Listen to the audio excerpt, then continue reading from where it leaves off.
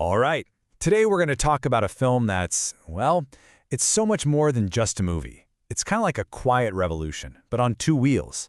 We're diving into the incredible, groundbreaking film, Wadjda. So let me ask you something. I want you to really think about this, because it's at the core of the whole story. What do you do when the one thing you want more than anything is the one thing you're told you can't have, when your simplest dream is seen as an act of defiance? Okay, so let me introduce you to Wadjda. She's this spirited, super clever, and honestly pretty hilarious 10-year-old girl. She lives in a suburb of Riyadh in Saudi Arabia. And her dream? It's simple. All she wants is this beautiful green bike she sees in a shop window every single day. Sounds simple enough, right? Yeah, well, in her world, it's anything but. You see, that green bike, it's not just a toy. It's not just about having fun. For Wadjda, in her world, that bicycle is a huge symbol. It represents freedom, the freedom to go where you want, to be independent. And that's something girls in her society are, well, they're pretty strongly discouraged from having. All right, let's dive into Wadjda's world. We're going to see how this one seemingly small dream puts her on a collision course with literally centuries of tradition. And this is it. This is the heart of the conflict. On one hand, you've got Wadjda's dream. It's pure, it's personal. But on the other hand, you have the massive weight of an entire society's rules telling her, nope, you can't do that. So you see, it's not really about the bike at all. It's about whether she even has the right to have a dream like that. And as we follow her story, the film just brilliantly unpacks all these big ideas. You really feel the constraints of gender inequality, but then you see Wadjda's incredible spirit, her resilience. It's this amazing story about the classic clash, right? That push and pull between old traditions and a new generation that's hungry for change. That's what's so special about this movie. A lot of films from that part of the world focus on big, sweeping political conflicts or war. But Wadjda does something different. It gives us this really intimate, personal look at just everyday life. It shows us something universal in one little girl's very specific struggle. Which begs the question, who was the visionary who brought this story to life?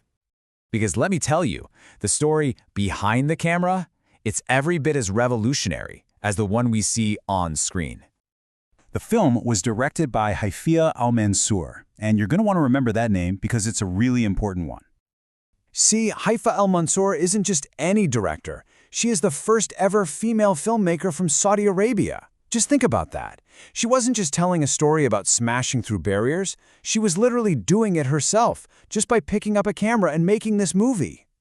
And for her, this story was deeply, deeply personal. She actually drew from her own experiences growing up and from the stories of her friends and other girls she knew.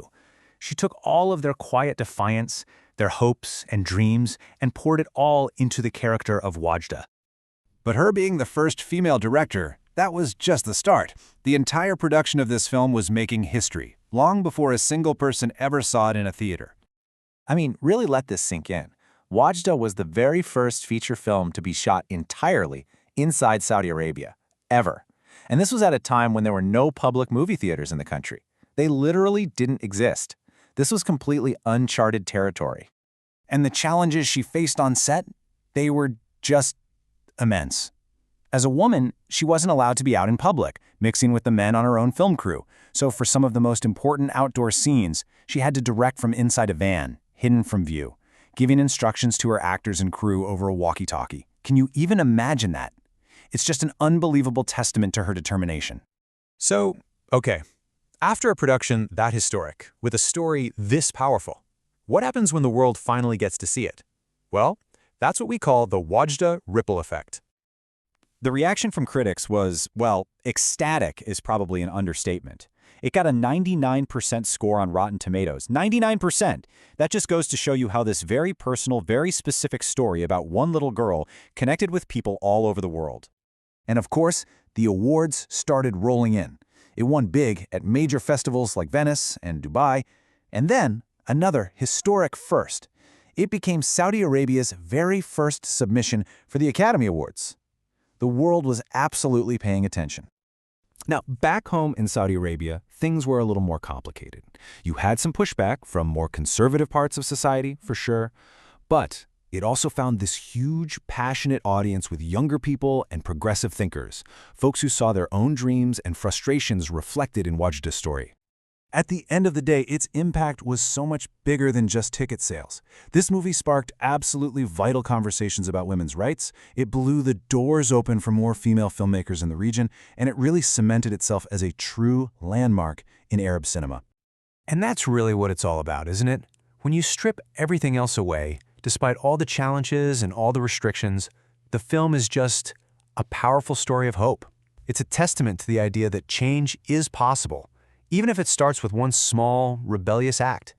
Which kind of leaves us with this one big idea to chew on. Wadjda is just the perfect example of how a movie can be so much more than just entertainment. A simple story, right? About a girl and a bicycle. But it became a catalyst for conversation, for change, and it proves that sometimes the most powerful way to start a revolution is to just tell a really good story.